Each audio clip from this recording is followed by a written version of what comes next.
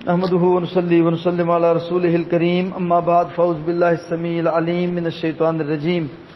بھائی پوچھتے ہیں کہ نماز میں بعض دفعہ کچھ وسوسے آتے ہیں اور بہت سارے نمازیوں کے ساتھ یہ ہوتا ہے، اور بعض دفعہ وہ وسوسے انتہائی گھٹیا روش کے ہوتے ہیں جو بیان بھی نہیں کیے جا سکتے۔ تو بھائی پوچھتے ہیں کہ ایسے وسوسوں پہ پکڑ ہوگی؟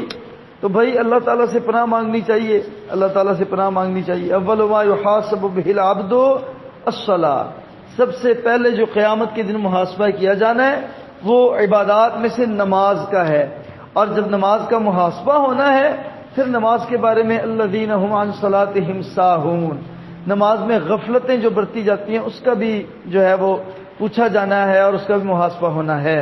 تو لہٰذا اس حوالے سے اپنی نمازوں پہ تھوڑا سا محتاط رہنا چاہیے، خیال رکھنا چاہیے تاکہ اس طرح کے وساوس سے بچا جا سکے۔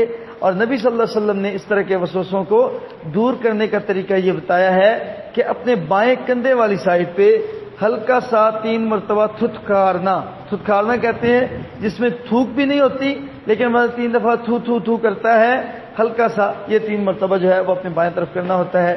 یہ نبی صلی اللہ علیہ وسلم نے طریقہ بتایا ہے۔ وسوسوں سے بچنے کی کوشش کرنی چاہیے، اپنی نماز میں خشوع پیدا کرنی چاہیے۔ بارک اللہ فیکم۔